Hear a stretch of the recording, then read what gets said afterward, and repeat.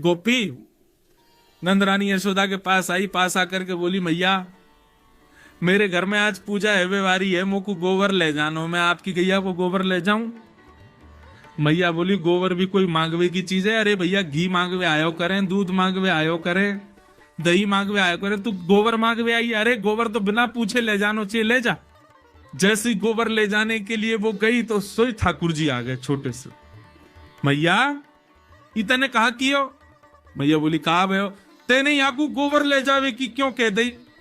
मैया बोली, अरे लाला तू भी बात बनाए करे, बता गोबर ले जावे ना ले जावे में कोई अनुमति की जरूरत है? अरे ले जा रही ले जान दे, 9 लाख गैया हमारे यहाँ, इतना गोबर है कि सुमेरु पर्वत के समान पर्वत खड़ा है जाए गोबरन को, और तुम गोबर के काजे रो रहा है? छोटे से ठाकुर जी बोले, मैया तू ना जाने, गोबर, गौ माने गैया, वर माने वाको वरदान, वो गोबर है तो पता 33 करोड़ देवता गैया में रहे, लक्ष्मी को जगह नहीं मिली, तब लक्ष्मी ने आके बोली मैं कहां रहूं, तो लक्ष्मी को स्थान गोबर में दियो।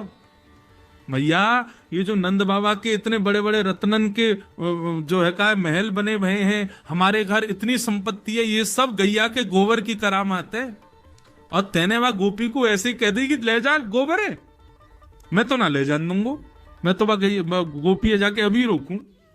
ठाकुर जी गए, गोपी के पास गए, गोपी गोबर उठा रही थी।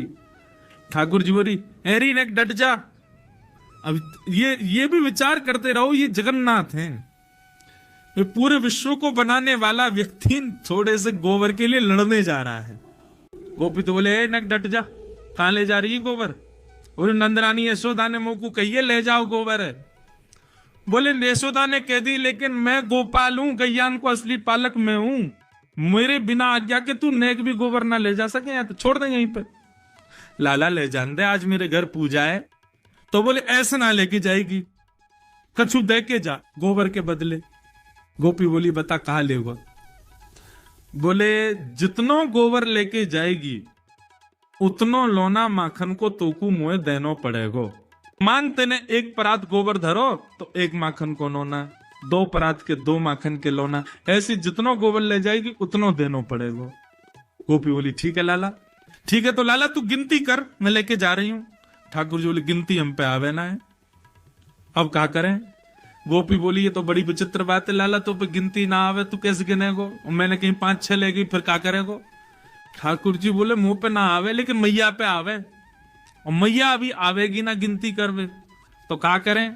बोले गोपी एक काम कर, तू जैसी 1 परात गोबर उठावे ना तो 1 गोबर की बिंदी मेरे माथे पे लगा दियो, फिर दूसरों गोबर उठावे से दूसरी बिंदी लगा दियो, ऐसे जितने गोबर उठावे उतनी बिंदी मेरे मुंह पे लगा दियो, फिर मैं जाकर मैया तक गिनवा लूंगा और उतनो तो को बता दूंगा, उतनो माखन दे दियो। ये वो जगन्नाथ हैं जिन्होंने पूरे विश्व को बनाया, और आज यहां गोबर बेच रहे हैं और बदले में क्या ले रहे हैं? मक्खन, और वो भी मक्खन तब ले रहे हैं जब 9 लाख गैया घर में है। मतलब मक्खन की, दूध की, दही की कोई कमी नहीं है। लेकिन ये अब यहां पर आप क्या स्वीकार करोगे इस कथा में? क्या भगवान लोभी है? नहीं, प्रेमी है। इससे उस गोपी को भी सुख मिल रहा है और ठाकुर जी को भी आनंद आ रहा है।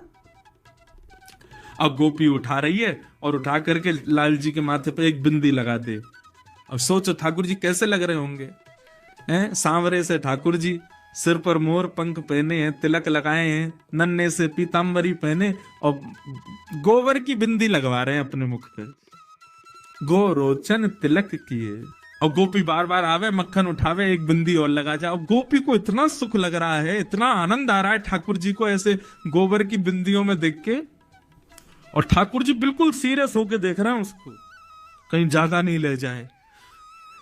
जैसे ही गोबर उठावे तो रुक, लगा बिंदी लगा यहाँ पे, वो बिंदी लगा जाए। अब बार बार बिंदी लगा के ठाकुर जी ऐसे मधुर मुस्कान ते आनंद है रहे हैं। गोपी को भी खूब आनंद आ रहा हो। सो गोपी ने अब क्या कहा कि अब की बार गोबर उठायो, और लाला बहुत भारी है ने उठवाइयो। जैसे ही ठाकुर जी उठवाने गए सो गोपी ने सबरो गोबर ठाकुर जी पे डाल दियो। जैसे ही डारो पूरे ठाकुर जी गोबर में संलिप्त हो गए। ठाकुर जी दौड़े चौकड़ी मार करके मैया के पास, बोले मैया देख, मैया देख, मैया देख। मैया ने जैसी देखी पूरा गोबर में लपो भयो लाल जी।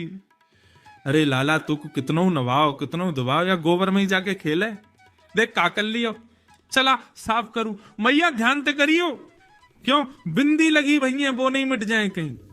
हाँ ऐसे करियो कि बिंदी गिनती में आ जाए, उतनो दूध उतनो मक्खन लेके आनो गोपी थे।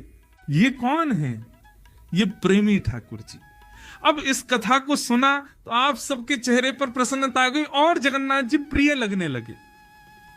नारद जी कह रहे हैं व्यास जी आपने सब जगह भगवान को भगवान बना दिया, लेकिन वो प्रेम भी करते हैं और हमारे प्रेमी भी बन सकते हैं। आपने कहीं नहीं लिखा, इसलिए आपका हृदय शांत है।